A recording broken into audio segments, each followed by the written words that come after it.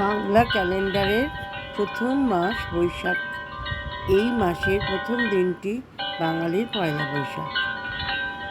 1432 সালে 15 এপ্রিল মঙ্গলবার বাঙালি পয়লা বৈশাখ উৎসব উদযাপন করছে। আপনার এই আনন্দের উদযাপনে সাক্ষী থাকুন এবং শুভাকাঙ্ক্ষী হয়ে উঠুন। অতীত ভুলে যা, আগামীকালকে হৃদয়ে রাখতে হবে, হানো এবং অন্যদেরও হাসাতে হবে। হেসে আনন্দ করো। যে মুহূর্তে আসুক না কেন দুঃখ, তাকে বর্জন করতে হবে। আগামীকাল সুখ বয়ে আনবে। শুভ পয়লা বৈশাখ 1432। দিনগুলো ভালোবাসায় ভরা থাকুক আর রাতগুলো ভালোবাসায় ভরা থাকুক। বিরক্তি এবং ঘৃণা চিরতরে অদৃশ্য হয়ে যাক। প্রত্যেকের হৃদয়ে এমন ইচ্ছা থাকা উচিত। শুভ বাংলা নববর্ষ 1432। আকবরের সময় থেকেই অর্থাৎ আকবরের সময়কাল থেকেই পয়লা বৈশাখ উদযাপন শুরু হয়। তখন প্রত্যেকে বাংলা চৈত্র মাস শেষ দিনের জন্য সকল খাজনা, মাসুল ও শুল্ক পরিশোধ করতে বাধ্য থাকত। এর পরদিন অর্থাৎ পয়লা বৈশাখে ভূমির মালিকরা নিজ নিজ অঞ্চলের অধিবাসীদের মিষ্টান্ন দ্বারা আপ্যায়ন করতেন। এই উপলক্ষে বিভিন্ন উৎসবের আয়োজন করা হতো। ভারতবর্ষে খাজনা আদায়ের সুস্থতা প্রণয়নের লক্ষ্যে মুঘল সম্রাট আকবর বাঙালি কৃষকের পারিবারিক ও সামাজিক কাজকর্ম, বিয়ে সহ জীবনে সব বিষয়ে বাংলা করেছিল। তবে শুরুর দিন এবং অনন্য। বৈশাখ শব্দের অর্থ যদি জানতে চাই, তার ব্যুৎপত্তি এসেছে বিশাখা নামক নক্ষত্রের নাম থেকে। এই মাসে বিশাখা নক্ষত্রটিকে সূর্যের মাসে কেন হিন্দু নববর্ষ পালন করা হয়? যারা চন্দ্র ক্যালেন্ডার অনুসরণ করেন তারা চৈত্র মাসকে মার্চ এপ্রিলের সাথে সম্পর্কিত, যেটি বছরের প্রথম মাস হিসাবে বিবেচনা করেন। অন্ধ্রপ্রদেশ, তেলেঙ্গানা, কর্ণাটকে গুড়ি পদায়র ইত্যাদি ও মহারাষ্ট্রে মাসের প্রথম দিনে গুড়ি পদায় উদযাপিত হয়। পশ্চিমবঙ্গের যে নববর্ষটি তাকে পয়লা বৈশাখ নামে পরিচিত করা হয়। এটি বাংলা ক্যালেন্ডার মাসে বৈশাখে প্রথম দিনে সম্রাট আকবর 1556 সালে কর আরোপ সহজ করার জন্য পুরনো সৌর বাংলা ক্যালেন্ডারের উপর ভিত্তি করে একটি নতুন ক্যালেন্ডার প্রতিষ্ঠা করেন। মুঘলরা কর আদায়ের জন্য হালখাতা মহরত ব্যবহার করত এবং হালখাতা ঐতিহ্য এখান থেকেই উদ্ভূত বলে মনে করা হয়।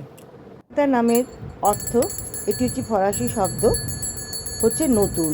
এই সময় বাংলার নবাব মুর্শিদ কুলি খাঁ একটি নতুন রীতি প্রচলন করেন, যেটি একসময় পুণ্যাহ হিসাবে পরিচিত ছিল। কালের পরিক্রমায় পুণ্যাহ উৎসব হারিয়ে গেলেও হালখাতা এখনও স্বমহিমায় টিকে আছে। হালখাতা খোলার আগে পুরনো বরণ বাংলা পঞ্জিকা প্রথম মাস বৈশাখের প্রথম দিনে বাংলা নতুন বছরকে স্বাগতম জানানোর জন্য অনুষ্ঠিত হয় বর্ষবরণ উৎসব। ভোরের আলো ফোটার সঙ্গে সঙ্গেই শুরু হয়ে যায় বাংলা নববর্ষকে বরণ করে নেওয়ার নানা আয়োজন। রমনা বটমূলে ছায়ানট কেন্দ্রীয়ভাবে বর্ষবরণের আয়োজন করে থাকে। তার নববর্ষ সম্বন্ধে আলোচনা করতে গিয়ে আরেকটি কথা বলে রাখি। বাংলার সাল গণনা কবে থেকে শুরু হয়েছে? অমর্ত্য সেন সহ অধিকাংশ পণ্ডিত সম্রাট আকবরকেই বাংলা সনের প্রবর্তক বলে মনে করেন। তিনি লিখেছেন, মিস্টার খান, সম্রাট আকবর 1556 খ্রিস্টাব্দে সিংহাসনে আরোহণ করেন। তখন হিজরি সন ছিল 963 এবং বাংলা সনও ছিল 963 বঙ্গাব্দ। দেশ শাসনের 29তম বছরে হিজরি 992 সালে তিনি পঞ্জিকা সংস্কারে হাত দিয়েছিলেন বলে জানা যায়।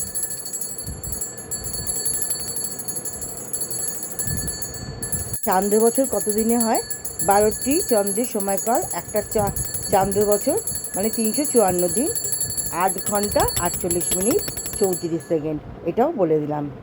সংক্রান্তির মুহূর্ত ছিল 3:30 AM 14ই এপ্রিল, এদিন থেকে শেষ। আর পয়লা বৈশাখ শুরু হয়েছে মঙ্গলবার 15 এপ্রিল 1432। তাহলে পয়লা বৈশাখ বা নববর্ষ বাংলার ক্যালেন্ডারের প্রথম দিন।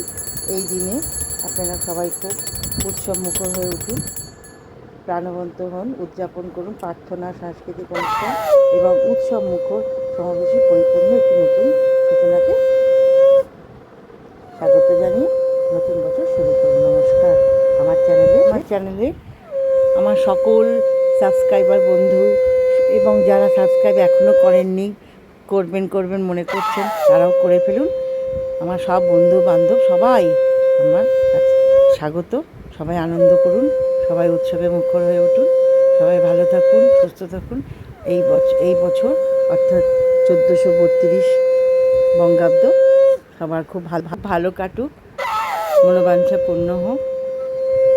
শিব ঠাকুরের কাছে, মা তারা, মা কালী সবার কাছে প্রার্থনা জানাই সবাই ভালো থাকুন, আমার পরিবারও ভালো থাকুক, সবাই ভালো থাকুক এবং সুস্থ সবল থাকুক। এইভাবে নতুন বছর শুরু হোক আনন্দে মুখরিত হয়ে, দিনের মতো উজ্জ্বল হোক সারাটা জীবন। আমি সবাইকে সশ্রদ্ধ প্রণাম জানিয়ে আমি আমার এই ভিডিওটা এখনকার মতো রাখলাম, আবার আসবো।